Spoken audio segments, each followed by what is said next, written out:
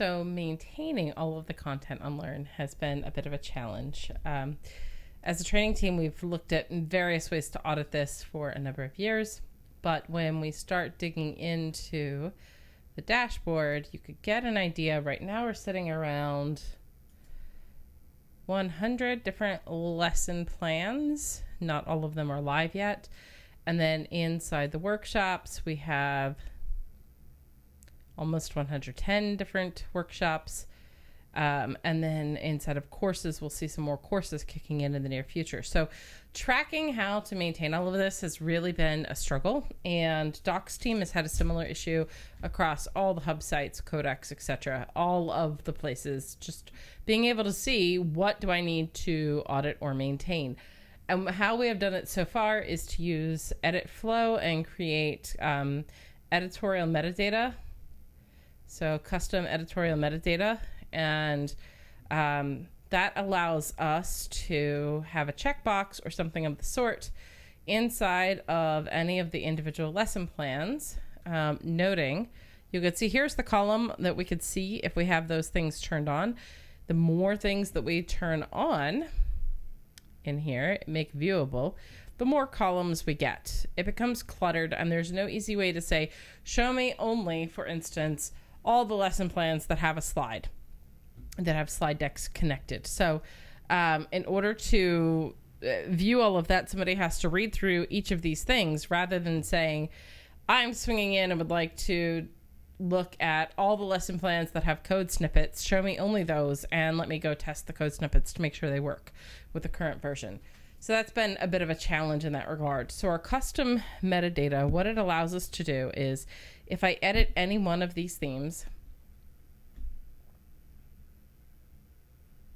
and I scroll down to the bottom of the lesson, I have all of my checkboxes here, or I could dock it over on the right sidebar. That's fine too.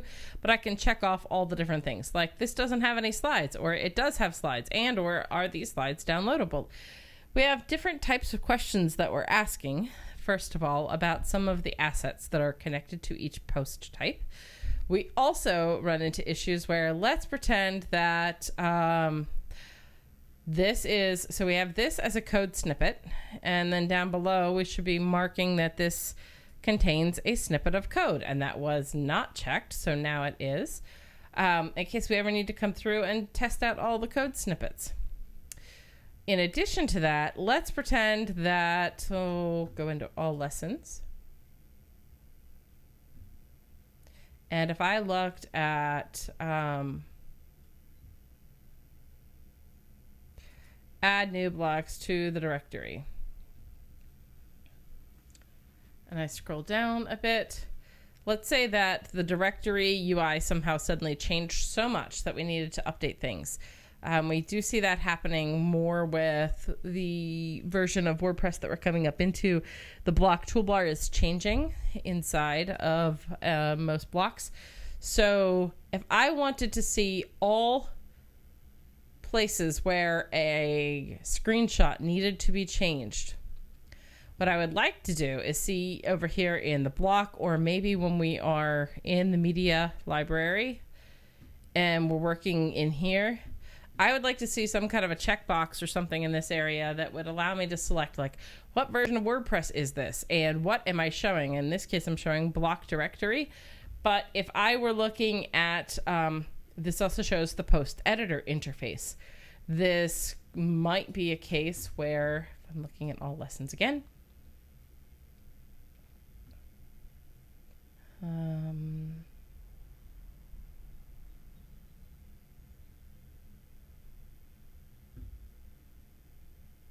dashboard overview.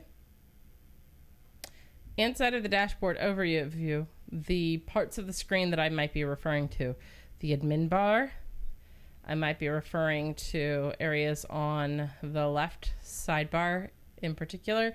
I might refer to the dashboard. So this one graphic shows all of those pieces. And if we see a massive UI change, we're going to want to have those screenshots swapped.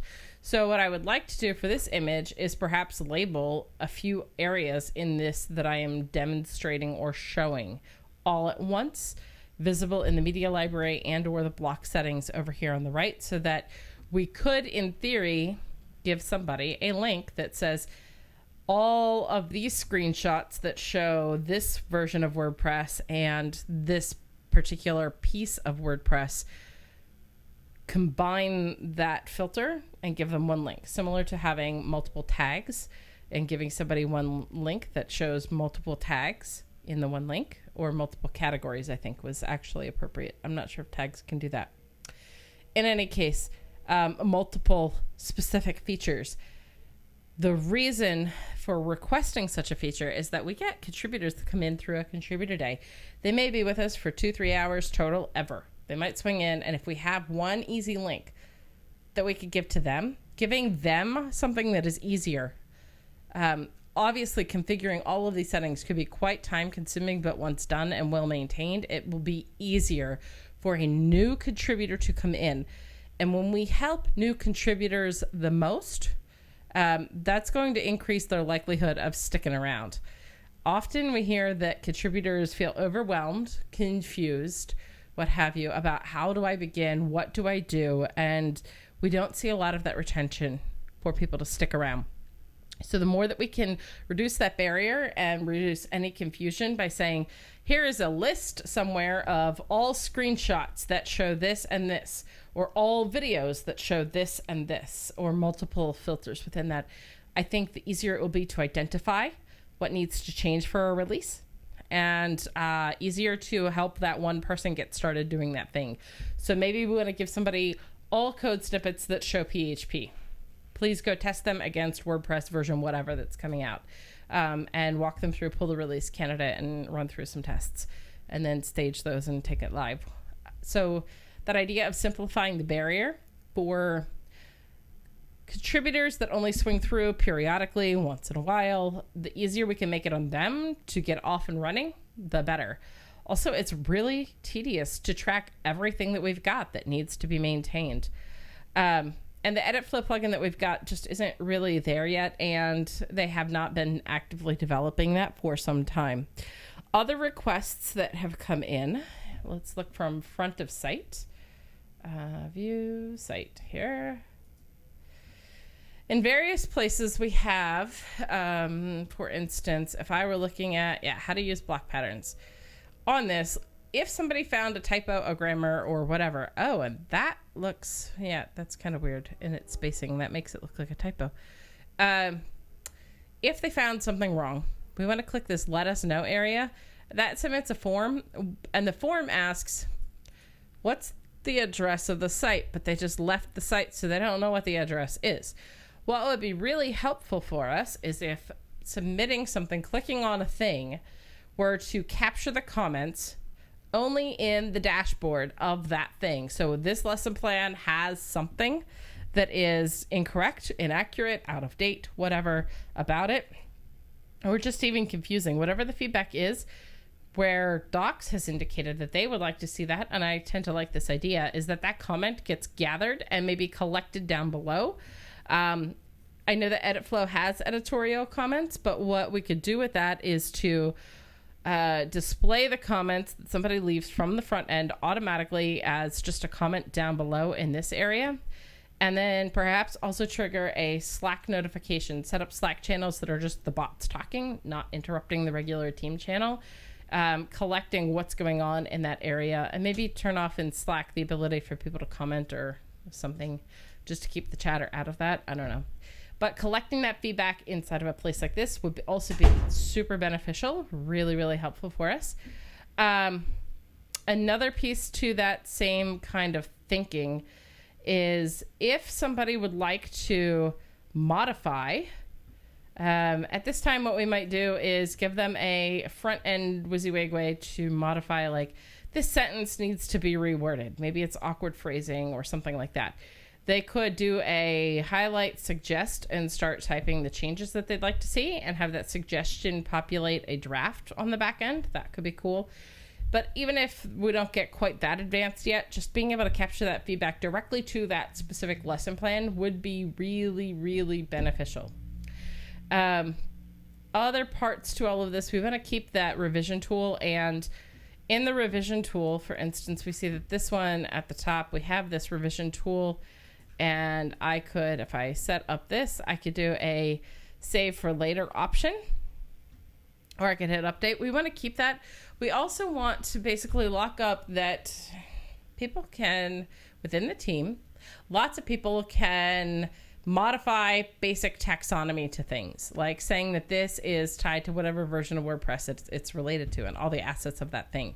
What we don't want them to do is to also be able to modify the normal content that displays on the front end and take it live. So if it's just some taxonomy, give them permissions to save that. If it is anything that changes to the content itself, that should automatically toss it to this revisions area for approval before it goes live. We've had folks that have access to a lot of things, specifically to edit the taxonomy, come in and disregard the template that we have for how we create our content. We have that set up as a reusable block at this time. And because they had access to edit things, they did not wait to create new content with the reusable block. And also they did not go through the proper approval process before hitting publish on the thing. And they've got the power, and it's for lack of just being aware. So I'd like to see if we can wrangle that in a little bit more. So that's all kind of part of the audit process. Along with auditing things, we know that if we're looking at a workshop, workshops have this badge approach going on as to who created something. So if I said intro to WordPress, cool, let me learn about that. I could see who helped create the thing, which is great. But then when I'm reading through the info down here, if I were to look at a lesson plan, there have been so many hands in the pot as to say I'm taking a lesson plan live, that I'm not sure how we would track who made the lesson plan or the idea or any of those things before it went live. I'm not sure of a good way that auditing could help with that. I would like auditing to at least help us gather who should get badges, right? So audit/revision hand in hand, who should get the badges. I don't know the scope necessarily that should go with all that, but it would be really, really beneficial. So the idea here being we want to recognize the people that are contributing so that they feel compelled to stick around. We want to also make it really easy for the people that are contributing to come in and do their contributions and then duck on out. They may want to chunk down into specific things. So if we're able to automate just giving them, go get all the screenshots that need this tweak changed, or go read the content in articles that say this, or what have you, that would be great. And at this time, it's very manually intense to sift through all of what we've got, and that's only going to exponentially continue. So ideas, suggestions, feedback on how to help that along would be most appreciated.